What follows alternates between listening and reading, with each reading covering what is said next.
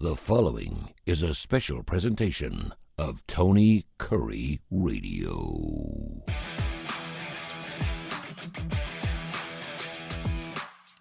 Welcome once again to Keefer and Kurre. He is Kip Keefer. I'm Tony Kurre. You've seen our two faces on the television every Saturday morning, 10:30, 11 o'clock. Thanks to my partner for making that happen. Of course, we're going to be on every single Saturday morning. We get the best numbers. We get bigger numbers than College Game Day. We're not saying that we're better than College Game Day. We're different than College Game Day because it's a national show. We're very local. We're going to have all kinds of local stars. We've had Aldo Greco on. We've got Damon Johnson on. We're going to have Mark Ingram on. We're going to have all kinds of local. So Pat Benatar is supposed to be on. So we're going to be having some people on that perhaps aren't what you're normally seeing on Saturday mornings. Tim Brando, Tim Brando, Jim Tessitore, it's Joe Tessitore. It's going to go on and on and on. And what we want to do is we want to do something, a different show, a unique show, and certainly it's all about college football. Every Saturday morning from 10:30 to 11 o'clock. So I just was listening to your Need to Know show, and the tag is, can you be a Democratic Socialist? I don't know. Can you be a carnivorous vegan? Which I absolutely love. And you and I were like, he's like, oh, I think I just gave you a sound tag, and that just goes to show that you and me are like spot on. So here is my tag for the Keefer and Kurre show this week. All right. Why are we still celebrating or acting like we're celebrating women crossing a sports threshold? Yes. Do you know what I'm talking about? We had the first ever woman work a major league regular season game on Saturday night. Yes, for your Atlanta Braves and those Miami Marlins. Powell makes herstory, not history, herstory. Oh, herstory. Okay. The time has come for one and all to play ball. This woman, her name is Jen Powell, Pawol, is 48 years of age. She umpired her first game ever, 1990, for a women's softball league. Mm-hmm. And from that point on, she's always kind of had this thing about umpiring. And so in the early 2000s, she had gotten together with some friends. She said, I'm going to try to be the first female umpire for Major League Baseball. And it's like, it's never going to happen. You can't do it. It's just not. And I'm sure she got, that's ridiculous. I'm sure because believe me, I live that all the time. People tell me what I can't do. Exactly. So she goes to our hometown of Cincinnati, Ohio, where they're having an umpires gathering. It's an open cat call, if you will, for umpires. Interesting. And believe it or not, this particular weekend is actually around women being invited to come to this particular umpire thing. She said I didn't realize that women were even invited to be umpires in Major League Baseball. And so here we are 10 years later, and I'm not going to say why did it take 10 years? That was 2015. Maybe there just wasn't a good umpire that was a female back in 2015. Nobody blind enough to be an umpire.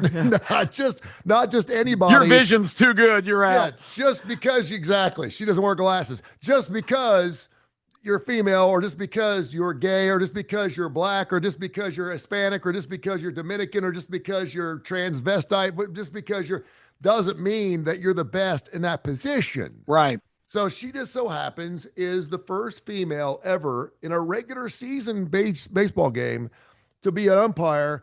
She gets a 3-minute standing ovation at Major League Baseball's game between the Marlins and the Atlanta Braves. I can tell you right now, they weren't standing for the Braves. No. And I'm sitting there dumbfounded, and I'm thinking to myself, why are we celebrating this? Good for her. That's wonderful. A dream has come true. I'll celebrate that all you want. But the fact that they're making Major League Baseball, they're making it look like a caveman. They're like, well, you know what? I can't believe that Major League Baseball hasn't had an umpire. We've had it in the NHL. We've had it in the NFL. We got the blah, blah. Greg Popovich has got it. We've had general managers who are women. We've had women who have been in baseball offices, presidents of company who are women. Oh, yeah. We just haven't had them as an umpire on a baseball field for a game. And all of a sudden, everyone's making it this big historical threshold point of, oh my gosh, we've just crossed over and let's give her a standing ovation. And I don't get it. I'm happy for her. I don't care if all the umpires are women. I No. didn't even realize we didn't have a woman umpire. So why are we celebrating it, or why are we acting like it's important we celebrate? Tell me the answer, please. Well, I guess it's just different in baseball, as we know of the professional sports lineup is probably the most lack of progression in terms of thinking and adapting to trends. But I don't find it even that unusual to think. I mean, to be an umpire, it doesn't require any tremendous physical skills. No, It's not like Harry Wendell said. yeah, exactly. Eric Gregg, he weighed about 350, can barely. Didn't he almost die on the field? Yeah, well, Yeah. and then he ended up dying after that, Yeah. not that long later, because he collapsed in a game. Yeah. He was like 350. I mean, he Yeah. was just a huge guy. But there's no real physical requirements, and now the game's getting more and more automated. Next year, they're going to be going to this strike challenge thing where, you can stop the game and challenge any strike call. And the technology is so good. It's not like a big delay where they put their headphones on. But they used that in the All-Star game, and they had a verdict within 10 seconds. Yeah. They're using it. They're using it in the ATP. They use it in tennis already. There you go. It takes 3 seconds. Yeah, and we talked about some of that screw up with the equipment just happening to go down on a critical point at Wimbledon. But the bottom line is, I don't find this that appalling. Just like they made a big deal a couple years ago in the NFL, about halfway through the game on a Monday night, that said, "You may not have noticed." Of course, we didn't notice, but this is the first game in NFL history that the crew on the officials are all black. And I was going, so what? These guys are all the guys that have been on the roster and on the staff. Did they really do that? Did Yeah. they really say that? Yeah. Oh They made a big deal about it. This is a historical moment because this is the first all-black officiating crew in NFL history. And I was thinking to myself, well, these guys have all worked games. I mean, the fact they're working together, who cares what the officials look like or who they are? It's this whole inclusion obsession that we've just gone through. I didn't talk about it today on Need to Know, but another policy that's been disastrous that the left has insisted on is this DEI, this inclusion and whatever, all those diversity and equity and inclusion. I had a little blackout there for a second, but that's destructive because in that situation, if you're just wedging somebody in that's not qualified, then everybody suffers for that. Not only do the fans at a baseball game, if she's out there because somebody says we got to hire a woman, but it doesn't sound like that's what because of the timetable involved here. I think she probably earned her stripes like all umpires do. Have to work a ton of minor league games and stay stay in the dewdrop in. That's a full time. Is that it's a full time gig, right? Major League Baseball hire. It's not like that. I don't think in the NFL. I think no, it's not. In Major League Baseball, you were hired as an umpire, and that's a full time gig. Absolutely, it pays. Yeah. Yeah. So she obviously paid her dues because you earn that opportunity by grading out highly. Sure. And I'm satisfied that that's how she got there. She wasn't put there to be some kind of token that Major League Baseball could point and say, see, we're up to date, because it penalizes everybody, and the persons that it penalizes the most is the person that's ultra qualified for those particular jobs that don't get it because they don't look the right way or they're not the right sex. So the whole DEI thing. I'm taking the optimistic high road here, Tony, and hoping that didn't apply here. I'm hoping she's there because she deserves to be there. I totally agree with you, and this is not like everyone wearing the number 42. This is not a Jackie Robinson moment.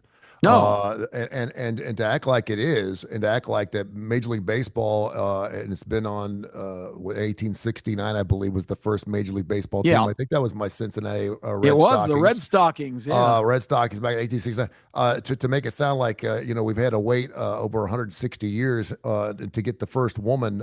This is not like a civil rights thing. This is not. It's so far removed from that, and to treat it like it is, to me, is a slap in the face to everyone else who had to wait their turn to do things like Jackie Robinson. There's a reason why we all wear number 42 on that particular day, and as we should. I don't know. Maybe it's because it's a slow time.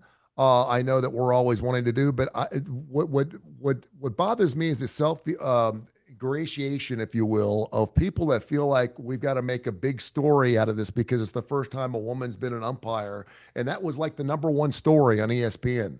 And I'm just like, and that's fine, that's great, that's good. And listen, I don't have a problem if we had 6 women. I'm sure there's going to become a time, maybe. I would think if she's the only one, it would probably take another 100 years to get 6 female umpires on a baseball field, I would assume. Good God almighty. We had the pitch clock and the first woman umpire in the same year? Wow. What the hell are we doing here? Next thing you're going to tell me Pete Rose is eligible for the Hall of Fame now because he's dead. Next thing you know, you're going to tell me we're going to have interleague all year long. What? Yeah, I just thought it was, whenever we have the first of anything, it's a big deal.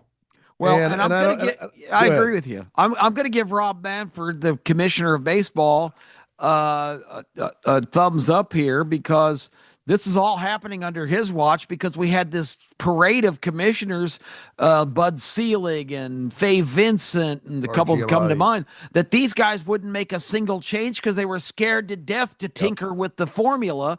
And so give Rob Manfred some credit because they have made a few moves. The rule changes, Tony, has made Major League Baseball such a better game. The pitch clock and not having to sit through 7 or 8 extra innings when nobody can score. I like the ghost runner in a regular season game at second base. I do too. I like the fact that they increased the size of the bag at first to try to cut down on injuries. I like the fact that you can only throw over to first base twice. Remember, I remember pitchers that would throw over like 7, 8, 9 times. It was just ridiculous. And I'll tell you where I really appreciated it. I tried to watch the College World Series games this year, and Tony, I don't want to watch a baseball game that lasts 4.5 or 5 hours. It's mind numbing. It's so funny. It's so funny you bring that up because I was just talking to my son last night. We were watching the game. I forget which game it was. St. Louis Cubs. Yeah. It was a great ball game. Came down to the last inning, and we're sitting there watching it. And I said, I don't even think they put the digits up there where the clock is ticking down between pitches anymore. And he said, oh, yeah, they do it. They just do it the last 8 or 9 seconds. I thought for sure that they were just going to skirt that and go, okay, we tried that. Yeah. Well, they have stuck to it. They have called strikes on strikes. They've called balls on balls. If you're a quarter of a second overdue, they drill your ass. And I mean, it adds a little anxiety to the game, particularly when you got bases loaded, man, and a 3-2 count and the guy can't get the ball. But it is methodically increased the gate of the game to the point where it's saving us 30 to 45 minutes. Like I said, it's funny. A game would start at 1 o'clock and you go check the game off at 4:05 and they'd be in the 6th inning. Ugh. I'm thinking to myself, 6th inning. Now if you go to a 1 o'clock game, it's over by 3:05, which I think they've just done a fantastic job at. And I think that's wonderful. No, it's amazing. Good for Major League Baseball. Let me ask, I'm going to go in a little bit different route here, unless you want to go a little deeper on this. No, I love going there. I'll say if I was at the game, I would have probably been on my feet applauding her too, but I would have been applauding the accomplishment of her getting there. And I until somebody tells me differently or she does something ridiculous to identify herself as not qualified, which I don't anticipate. I think she's there because she's earned that opportunity, and I applaud anybody that has the gumption and the determination to live a dream of theirs. I mean, it's something that like I say, I could talk all day about that. So I'm taking the high road here, and I think she deserved to be recognized, not because she was the the first to accomplish it, but because she has earned the opportunity to be out on that field. Did you know that I want to say was it the vest or the hat? Something was right away sent to Cooperstown. Oh, that's cool. It is cool, but it is. I guess it is cool. I'm But- not but- trying to be but- the old man on the front porch here, but I'm thinking to myself, we're going to be sending her hat. Am I going to Cooperstown to see the first woman's umpire's Yeah, hat? that's Come probably on. not an exhibit that's going to really pack them in. Right But next to Pete Rose's bat where he hit 41-56. No. Yeah. No. I hear you. I hear you. This should not be a big, publicity deal. This should be appreciating and congratulating. Even any umpire that's out there has gone the same route. So I think it's notable from that standpoint. But yeah, is this his? I mean, it might be historic just because it's the first, but I don't think it's something that we may need to make a huge deal about because umpires debut every day. All right, grab the steering wheel with both hands and jerk it to the left. From a legacy standpoint, who's going to be remembered most? Roger Goodell, Adam Silver, or Rob Manfred? Goodell really hasn't ever Remember the crap he came on board with the Pac-Man Joe. He came on board with a lot of crap. Yeah, he did. I mean, a lot of beatings and a lot of. I mean, he almost got fired several times. Yeah. It's tough to be a commissioner in a league with gazillionaire owners that,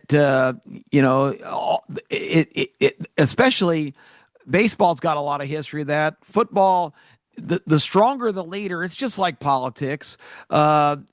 Pete Rozell's probably the most storied NFL commissioner of all time because Pete Rozell had a lot of football background, and Pete Rozell said, "Hey, this is how it's gonna be. We're gonna get our house in order." And if owners didn't like it, he didn't care. You've got a lot of these guys kind of catering to the political side. I think Adam Silver's kind of that way, although there's been some innovation in the NBA. But I think he's got the toughest job right now because I think interest in the NBA is not as at a high level as it has been. Think people. Let me ask you this, you just gave me like a million questions. First of all, I want to ask you the question: which one of those three sports has changed the most since their commissioner was there? I'd say baseball, like we talked about, because they made real changes to the game to make it more popular and more enjoyable to watch. The other two sports haven't really done that. Does it not feel like though in the NBA? Maybe I'm going to catch some crap for this, so I got to be careful. But it feels like we're corralling cats a lot more fiercely in the NBA than we are in those other two. It seems like in the NBA, man, you got to have your fingers on the pulse of the NBA every single day. You got guys packing pistols in their locker rooms. You've got this contingency of African American culture that we're not used to. You tell me when we go to basketball games, hell, you can't even hear the game. The music's so stinking loud. No. You go to the Memphis Grizzly games, man. I mean, it is up and down the floor. They're playing music the entire damn time. It's just a different culture. The Hawks do the same thing. Yeah.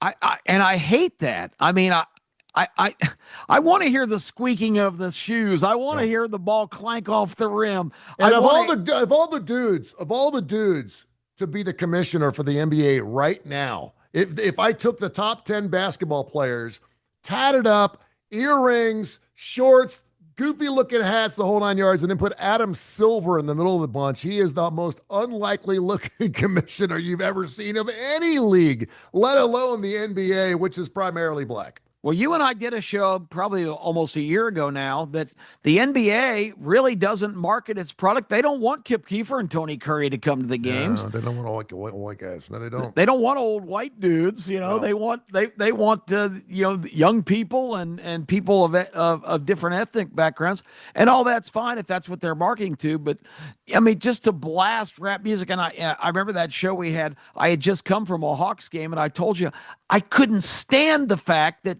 now, I was a PA announcer. I know you've done some PA announcing. Yeah. And there's an art to it. But now the PA announcer is not enough. You have to have a I forgot what they call it. My son's not here to remind me, but like a rally leader. A cheer fest or a cheer Yeah. coordinator or So something like you that. Yeah. got some schmuck going when the other team's coming down and the Hawks go back on the field, he's going defense. I mean, I don't need that. I don't need a yell leader on the PA blasting in the over the rap music. I will add. Yeah. So anyway, yeah, the NBA fan experience, and I think the game has diminished now too because I've told you this story before. Our good friend Alan Johnson, AJ from Talk 99.5, who's a staple guy over there, great producer. He went to New Orleans with us on a Birmingham Racing Commission trip about 2 years ago. And he said, I haven't been to an NBA game in a while. He was really excited. About halfway through the first quarter, he poked me and said, what the hell's going on? All the 7-foot guys are standing out beyond the 3-point line. I said, well, that's how the game's played now, AJ. Yep. Nobody wants to get into the trenches and mix it up down low. You stay a lot more upright if you're out there begging for a 3-pointer. He was just baffled. He said, this is not the same game because they had an opposite problem before that. The game had diminished down into just throwing it down in the post and having Patrick Ewing or some giant guy just thump you with their rear end 5 or 6 times. So they get enough space to just kind of turn around and lay it in. The game has gone completely the opposite direction, and I don't know if it's for the better because we see these fluctuations. An NBA game one night might be a 30-point blowout for one team, but the next night they go 9 for 34 from the 3-point line and they get beat. Yeah, So, we saw that in the playoffs big time. Yeah. It was just like, I mean, just because a team wins by 35, if they play 10 times, that's maybe one time where it's going to be 35 points. And sometime in those 10 games, you'll see the other team win by 35 points over the it's same crazy. team that just got and it knocked all out. comes down to who's making threes. Who's making threes? Yeah, it's crazy. I do think from a standpoint of trying to, normally a commissioner to me is like my general manager in radio. If I never saw my GM, it was a good day. Yeah. I don't want to see my GM. I don't want to get called to the GM's office. I don't want to be part of that. My door's open. I don't even want to see the GM. I don't that as long as you stay out of my area, I'm gonna stay in my area. It's good to go. So when you don't hear a lot about a commissioner, that's normally a good thing. Now we heard a lot about Roger Goodell when he first took that position because there was all kinds. Just go back and see all the crap he had to deal with the first couple of years. And I, a lot of the stuff was like, don't get Roger Goodell. He's not the one that took the swing at the woman in the elevator. Nope. Don't give him the crap. I mean, he's just throwing the and his sport is king. Let's Let's give credit where credit's due. He's Oh. presiding over the most successful sports league right now in the history of sports leagues. They're in cahoots now with ESPN, for God's sakes. I mean, that's we're talking big time here. It's going to be interesting too. One final question. I'll let you go because we're running along, but I could talk another 3 hours in this. We're going to have a commissioner for college football. How do you think it's going to play out? Is it going to be someone that's outspoken, or is it going to be someone that's kind of sitting back in the back? Well, people keep suggesting that Nick Saban is the guy for the job. I think Nick is maybe a little too candid for that job, where he would not be able to have a filter on things. And it comes down to whether or not Miss Terry is going to let him have a job again. Somebody asked me this morning, you think Nick Saban's going to coach again? I said, absolutely not, because Terry Saban's not going to let him. I don't know where that's coming from. I've heard that from several places. I'm like, what are they talking about? I've not heard that. At SEC Media Days, Greg McElroy said that he heard from a source in Tuscaloosa that Nick Saban would consider returning to coaching. Yep. And that blew that story up, and now everybody's talking about it. So I heard one commentator who obviously doesn't know what they're talking about this weekend on a podcast say, well, Kalen DeBoer not only has to prove that last year was a fluke, but now he's got the ominous figure of Nick Saban looking over his shoulder, ready to step back into the job for added pressure. I think that's total BS, Tony. No, and there's going to a lot of Alabama fans are going to be rooting for losses. I hate to say that, but if they knew Nick Saban was coming back next season, they would take a 10-loss season. Yeah, they would sell DeBoer out in a heartbeat. Oh, in a heartbeat. Yeah. Speaking of sports, as we wrap this up, speaking of sports that just can't seem to get it right, I was reading a really good article in The Athletic today that was looking at trends over the last 10 years in this college football playoffs scenario, and how even expanding it to 12 last year, they still got it wrong pretty much from the standpoint of we've got such sophisticated technology now. ESPN has its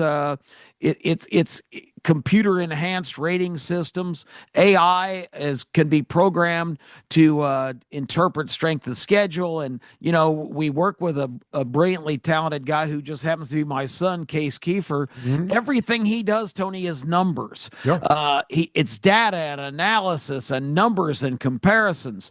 And that technology is so advanced, but we still got a bunch of nitwits. We're talking about DEI. You got all kinds of people in that room who are only there because they know somebody or have some kind of connection that are picking teams that last year, two of the top 8 teams by computer rankings and all of these sophisticated enhanced analysis were 2 of the 8 best teams in the country, both from the SEC, as a matter of fact, in Ole Miss and Alabama. But both them got left out of the playoffs in favor of SMU, which, and Indiana, who didn't even rank in the top 17 in that analysis. I have absolutely no problem with that, and I'll tell you why. First of all, it gives us something to talk about. And that's true. And the thing is, Saban will say this: win your football games. Win your football games. Don't lose to Vanderbilt. I mean, I don't disagree with you. Now I'm not real crazy about. I don't think you should ever lose to Northern Illinois and get into the playoffs. I think there should be something where if you lose to a D2 team or a team that's getting paid to beat you, like the Fighting Irish, I have a problem with that. I really do. It's not a good look. It's one thing to lose to Vanderbilt, but to lose to Northern Illinois or lose to Liberty or who, I know Liberty's probably not a good example because they're actually a lot better than they used to be, thanks to Hugh Freeze, who, by the way, looks like he's going back there at the end of the season. It may be. Yeah, because of the. But Indiana didn't beat a single top 25 team, Tony, and they're in the playoffs. It's just ridiculous. Yeah. This year, Penn State's ranked 3rd. Their first 3 games are Nevada, Reno. Then they play mighty Florida International, and then the 3rd game is against Villanova, and they're going to win all 3 of those games, and they're probably going to move up a spot because Ohio State and Texas play in the first game. You're right. So for playing 3 complete tomato cans, they're going to be rewarded with a promotion. We got so much to talk about. ABC 3340 will do our show again. The starting lineup coming this weekend. We'll have the UAB athletic director, Mark Ingram, who will answer any questions. Yeah, he's going to join us. Joe Tessitore is going to join us the next couple of weeks. All kinds of special guests. You never know who's going to be joining us on the starting lineup again on ABC 3340. Tell people where they can find you on weekends because you're working your ass off on Saturdays and Sundays. Yeah, we got it going on. I've been working with another one of our cohorts from the starting lineup, the legend, who has been really enjoying putting on the headphones and sitting behind the mic and pontificating on Saturday mornings. Terry Quillian joined us for a lot of that program this past Saturday. Terry is, it's the preseason. You don't have your superstar playing. She might get banged up or get laryngitis. We got to have her ready for the regular season. Yeah. But between Terry and Legend and myself on Saturdays, and then Terry and I will start our 9th year of the morning after on Sundays from 9 to 11. It's become the staple sports program in sports radio here in Birmingham. Really excited about all that. So we're there, and between that and the starting lineup with the luminary lineup of guests that we get, Tony just said it, you never know who's going to be in the starting lineup, and I give you total credit because you're always the guy hustling up very good list of guests that we have. It's easy to get guests for a show like this, man, because everyone wants to be on it. Yeah, it's great. So we've got it going on.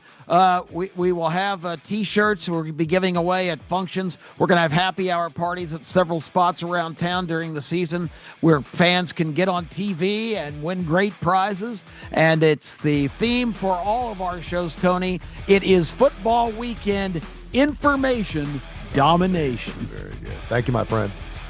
Hey, Tony, enjoy it.